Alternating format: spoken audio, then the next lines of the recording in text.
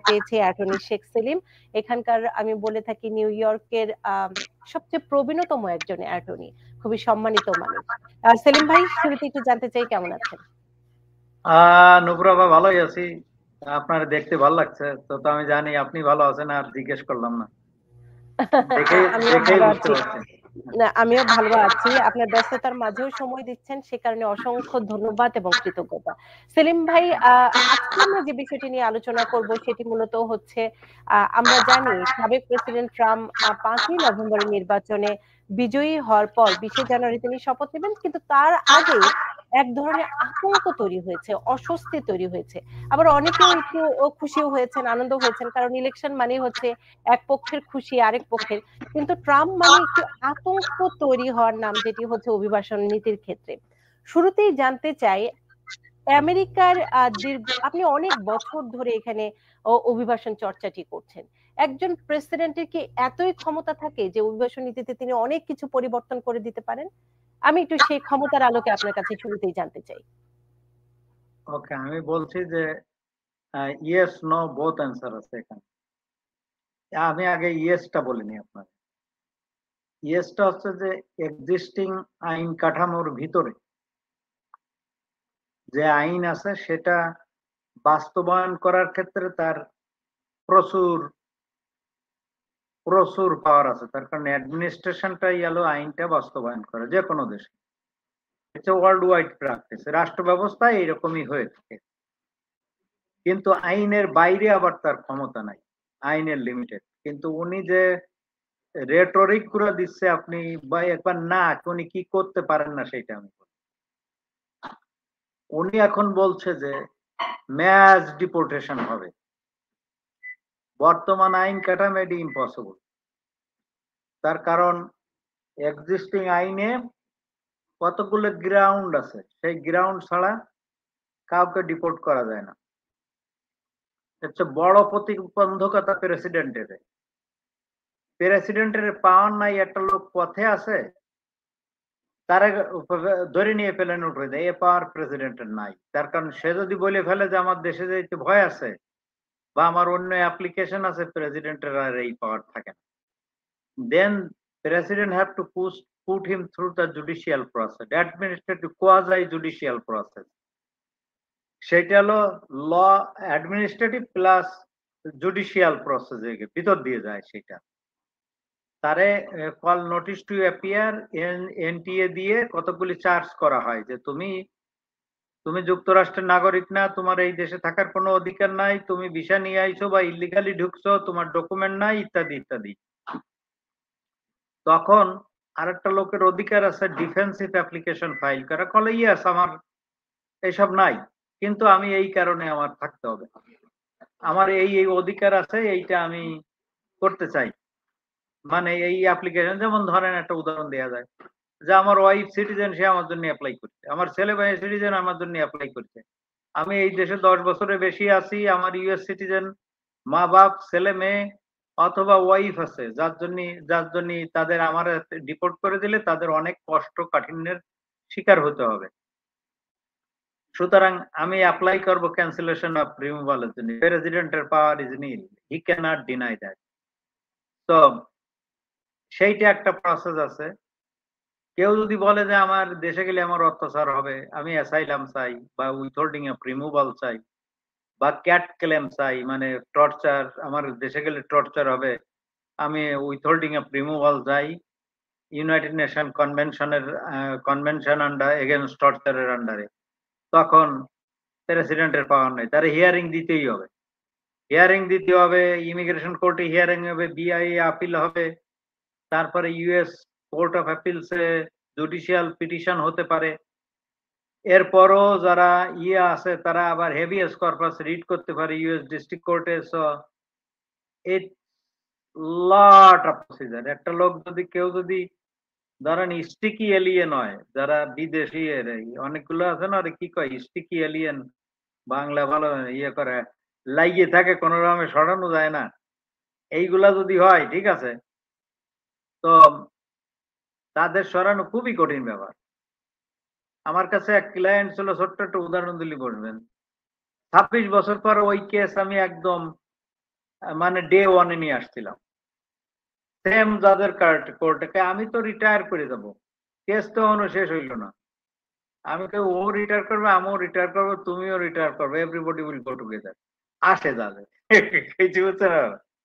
সে লোকটারে বাংলাদেশের সোসাইটি অনেকে চেনে, আমি নাম বলি না। ওকে, তো এই হলো অবস্থা। কিন্তু ডিপোর্টেশন একটাই প্রেসিডেন্ট ট্রাম্প করতে পারবে, যেটা আমি আজকাল দেখতেছি, অনেক কল পাচ্ছি। তারা হচ্ছে কেন এই আতঙ্ক, এই যে আতঙ্ক, অনেক লোক সেলফ ডিপোর্টেশন নিয়ে চলে যাবে, অর্থাৎ নিজে টিকিট কেটে চলে যাবে, তাতে তো যাইতে কোনো বাধা নাই। এইটা হবে, এইটা 1/11 এর পর 9/11 এর পরও হয়েছিল, এখনো হবে। তো এইটা আপনি ঠেকাইতে পারছেন না। সবচেয়ে বেশি রিস্কে কারা আছে তাদের আমি বলি, যাদের ফাইনাল ডিপোর্টেশন অর্ডার আছে, আপিল ডিসমিস হয়ে গেছে, আর কোনো কেস পেন্ডিং নাই, তাদের ঠেকানো খুব কঠিন ব্যাপার। তারা যদি ধরা পড়ে তাহলে কুইকলি তারা সেইটা কুইকলি তারে পাঠাই দিতে পারে। তো সেইটা তারা রিস্কে আছে, কিন্তু এদের সংখ্যা তো আছে, কিন্তু কত সেটা তো কারো কাছে এস্টিমেশন নাই, এস্টিমেট নাই। আর আমি এক্ষেত্রে অ্যাটর্নি শেখ সেলিম একটু প্রশ্নটি করেই ফেলি। আমরা সবসময় জানি যে প্রতিটি আমলে, ডেমোক্রেট আমলেও ডিপোর্টেশন হয়, সাবেক প্রেসিডেন্ট বারাক ওবামার আমলেও অনেক ডিপোর্টেশন হয়েছে। সেটির ক্ষেত্রে আমি একটু প্রশ্ন জুড়ে দিয়ে আপনার কাছে একটু জানতে চাই, ট্রাম্পের এই যে অভিবাসন নীতিতে এত আতঙ্ক ছড়ানো, এটা কি পুরোটাই পলিটিক্যালি, মানে রাজনৈতিক উদ্দেশ্যে তিনি ভোটারদের মনোযোগ আকর্ষণ করার জন্য তিনি এটি হাতিয়ার ব্যবহার করেন, নাকি তিনি সত্যি সত্যি আমেরিকার যে ল গুলো আছে তিনি সেটি কঠোরভাবে ব্যবহার করবেন? ওকে, আমার তো এটা ডুয়েল, দুইটাই আছে আমার মনে হয়। শোনেন, ট্রিপল পারপাস, তিনটে পারপাস, ত্রিমাত্রিক উদ্দেশ্য আছে এখানে।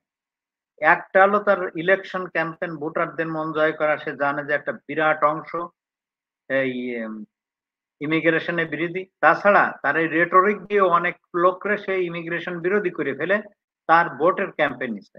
এইটা হলো ওয়ান। দ্বিতীয়ত হচ্ছে কেন যে সে আসা তার তার ক্যাবিনেটে আপনি যদি দেখেন, স্টিফেন মিলার সহ অনেকে আছে যারা কট্টর ইমিগ্রেশন মানে বিরোধী লোক। এরাও একটা কিছু করতে চায় অনেক লোককে, তারা ইমিগ্রান্টদের পছন্দ করে না। এই একটা পারপাস আছে। আর একটা পারপাস আছে যে এই এই মানে শব্দ সন্ত্রাস ক্রিয়েট করলাম আমি, এতে অনেক লোকে চলে যাবে, তাতে অনেক লোককে ইয়ে করতে হবে না।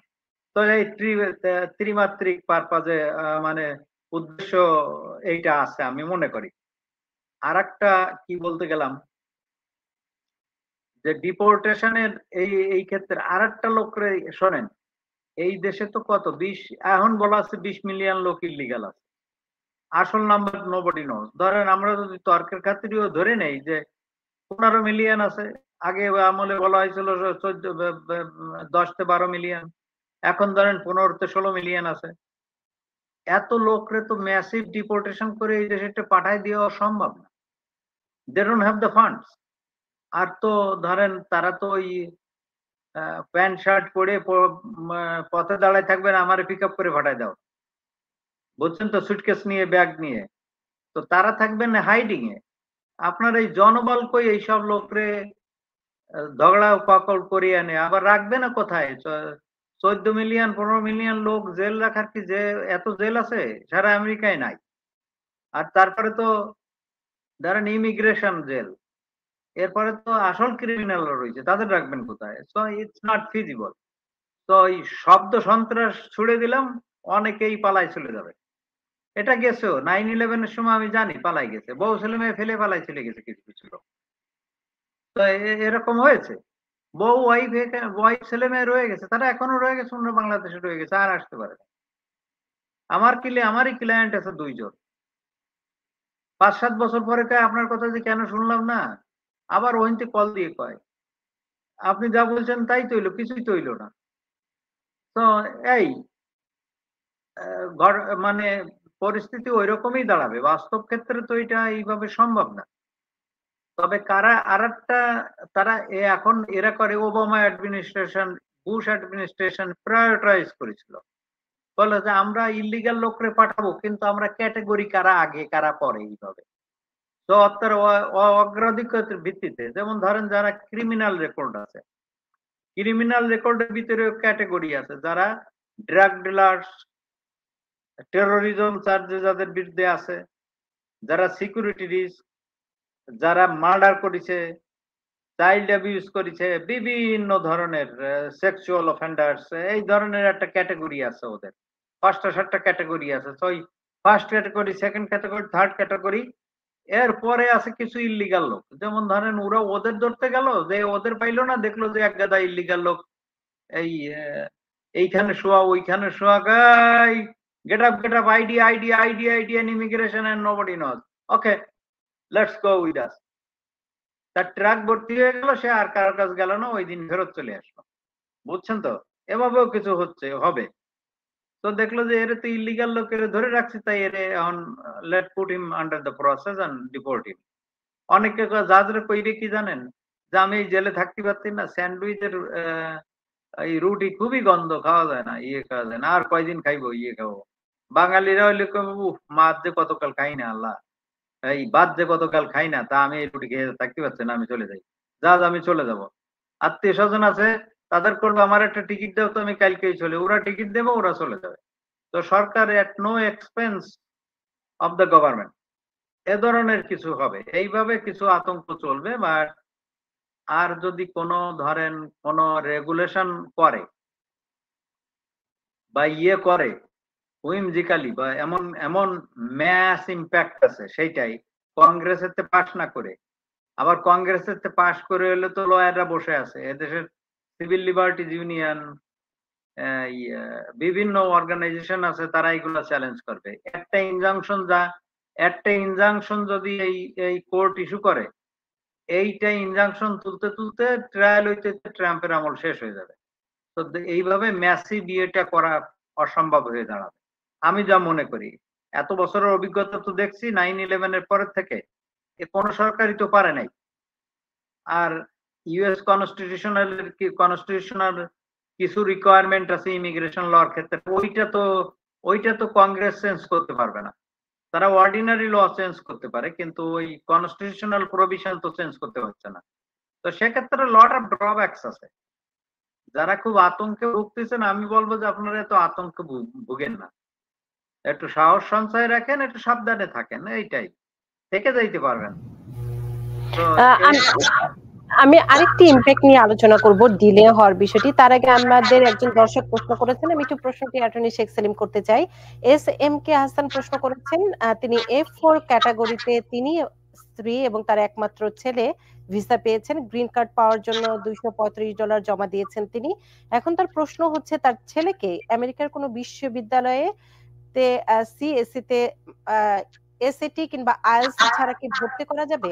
বর্তমানে সে চট্টগ্রাম ইঞ্জিনিয়ারিং এন্ড টেকনোলজিতে মানে চুয়েটে CSE প্রোগ্রামের প্রথম সেমিস্টারে পড়াশোনা করছে। আছে ডেফিনেটলি, কই যে টোফেল লাগে, IELTS লাগে, SAT লাগে না অনেক ক্ষেত্রে। ফরেন স্টুডেন্টের জন্য যদি US হাই স্কুল তিনি তো প্রবেশ করছেন গ্রিন কার্ড নিয়ে, স্টুডেন্ট ভিসা। ও তাইলে সে পারবে, তার কারণ সে ইন্টারমিডিয়েট পাস আছে, তো ডেফিনেটলি পারবে। হ্যাঁ, কারণ তিনি এরই মধ্যে চিটাগং ইউনিভার্সিটি, যেটি টেকনোলজি চুয়েট, সেখানে পড়াশোনা করছেন প্রথম সেমিস্টারে, এবং তিনি গ্রিন কার্ড নিয়ে প্রবেশ করছেন আমেরিকাতে। তো সেই ক্ষেত্রে কি SAT কিংবা IELTS লাগে? ইংলিশ ল্যাঙ্গুয়েজ কোর্স করতে হইতে পারে, সাম কলেজ নাও দিতে পারে, তার কারণ সে তো ধরেন অনেক কলেজ আছে, অনেক ইউনিভার্সিটি আছে, আপনার প্রোগ্রামে নিয়ে নিল 1-2 সেমিস্টার হয়তো ESL করতে হবে, English as a second language, তারপরে প্রোগ্রামে ঢুকে যাবে। তো এরকমও ইউনিভার্সিটি আছে, একটু লুক করি which one they take R which one not they don't take। তো এটা সম্ভব। আমি জানি বাংলাদেশের ছেলেপেলেরা আসছে, আগেও দেখছি, বহুদিন ধরে দেখছি, তো এটা সম্ভব। আচ্ছা, সেটা সম্ভব। আমি আরেকটি বিষয় নিয়ে আলোচনা করতে চাই। আতঙ্ক আর তো আছে, ডিলে হওয়ার কি আশঙ্কা আছে কিনা? অনেকে পারিবারিক ভিসায় অনেক দিন ধরে অপেক্ষা করছেন, অ্যাসাইলাম কেস অনেকের পেন্ডিং আছে। এক্ষেত্রে কি ট্রাম্পের আমলে আপনার কি মনে হয়, উনি কি সবকিছুতে একটু ডিলে করবেন অ্যাপ্লিকেশন গুলোতে? অ্যাপ্লিকেশনতে সে গতবারের পলিসিও তাই ছিল, অ্যাডজুডিকেশন ডিলে করা, অনেকে বিরক্ত হয়ে চলে যায়। This is going to happen. He is going to impose lot of restriction, যেটা অ্যাডমিনিস্ট্রেটিভলি করা যায়। যেমন একটা ফর্ম যেখানে প্রশ্নের উত্তর লাগে না সেখানে না দিলেও রিজেক্ট করে দিত। তো এই ধরনের ইয়ে আছে। এবং ধরেন আপনার একটা অ্যাপ্লিকেশন পেন্ডিং আছে, সেটা 4 মাসে আপনি 2 বছরও তার ডিসিশন পাবেন না। এ ধরনের শয়তানি তারা করবে। This is not a kosher government purpose. It's just a শয়তানি meanness, mean spirited or narrow spirited policy এগুলা নেবে তারা। তো এগুলা হয়ে থাকে, এগুলা গত ট্রাম্পের অ্যাডমিনিস্ট্রেশন হয়েছিল। তবে আপনি একটা দিন ইমিগ্রেশন ক্ষেত্রটা এইবারের ভিতরে একটা সুইপিং চেঞ্জ আসতে পারে, যেটা আমি আপনারে বলি। যেহেতু কিরকম? কংগ্রেস আর সেনেট ইসে রিপাবলিকানদের দখলে আছে, সেক্ষেত্রে হচ্ছে যে এই তবে অর্ডিনারি ইমিগ্রেশন বিল আনতে হইতে পারে, ওই বাজেট বিলে হবে না। তার বাজেট বিলে 60 ভোট লাগে। তো এখানে ডেমোক্রেটরা সেটা আটকায় দেবে, সেনেটে আটকায় দেবে। তো ওরা অর্ডিনারি বিল আনতে পারে। বিল আইনে ধরেন আজকেও মা বাপ ভাই বোন আসে, বা ইউএস সিটিজেনদের বা পার্মানেন্ট রেসিডেন্ট বয়স্ক, এইসব ক্যাটেগরি গুলো বাদ দিয়ে দিতে পারে। তো একবার কংগ্রেসে পাশ হয়ে গেলে এইটা আবার ব্রিং ব্যাক করা খুবই ডিফিকাল্ট হয়ে যাওয়া। তো এক্ষেত্রে একটা ডেঞ্জার আছে। আর যেহেতু এই যে দিস অ্যাডমিনিস্ট্রেশন ইজ ইমিগ্রেশন অনুযায়ী going to be very whimsical and capricious, তার কারণটা এটা বাদ দিয়ে দিল। এর আগের ক্ষেত্রে দেখা গেছে কোন ক্যাটেগরি যদি ক্লোজ করা হয়, তাহলে যারা অলরেডি অ্যাপ্লাই করা হয়েছে সেগুলো গ্র্যান্ডফাদার্ড হয়ে যায়, অর্থাৎ সেগুলো আসতে পারবে, পরেগুলো পারবে না। তো সেক্ষেত্রে একটা ভয় আছে, বুঝছেন ওরা, সেক্ষেত্রে কিছু লোকের। এখন যদি এরা বলে যে না ওইটা কেটে দিলাম, তাইলে হয়তো মালি মামলা হবে, পরে হয়তো কোর্ট রিস্টোর করতে পারে, এ ধরনের কিছু ব্যাপার স্যাপার আসতে পারে আর কি। এটা এবার এটা তো বিভিন্ন আপাতত জায়গাটি সেই জায়গাটি তৈরি হয়েছে, কারণ সুপ্রিম কোর্টও হচ্ছে রক্ষণশীলদের দখলে। সাবেক সাবেক প্রেসিডেন্ট ট্রাম্পের মনোনীত জাজরাই আছেন সুপ্রিম কোর্টে, যেটি হচ্ছে শেষ ভরসা বলা হয় নাগরিকদের। কংগ্রেস থেকে অনেক কিছু আটকে যায় সুপ্রিম কোর্টে। তো সেক্ষেত্রে আমি আরেকটি বিষয় জানতে চাই, অ্যাসাইলাম শোনেন, কেসে একটা কথা বলি, আপনি সুপ্রিম কোর্টের কথা বললেন। ইমিগ্রেশন আইনে প্রেসিডেন্ট বা এক্সিকিউটিভ কংগ্রেসের আইন, দেয়ার আর 3 টায়ার অফ স্ক্রুটিনি, অর্থাৎ ইন্টারপ্রিটেশন বা আইনটা কিভাবে অ্যাপ্লাই করা হয়।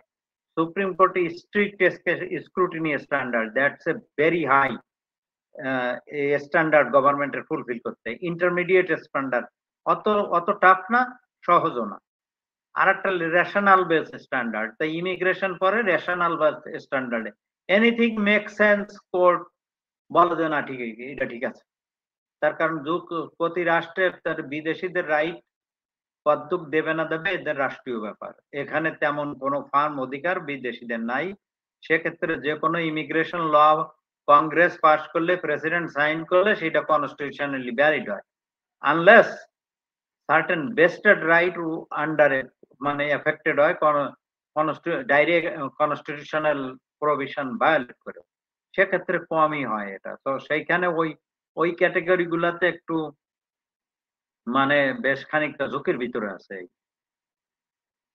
2 বছর যদি এটা চালা যেতে পারে তাইলে আর নাই, তার কারণ এই যে অ্যাপ্রোচ 2 বছরের বেশি ইউএস কংগ্রেস তারা ধরে রাখতে পারতো বলে আমার মনে হয় না।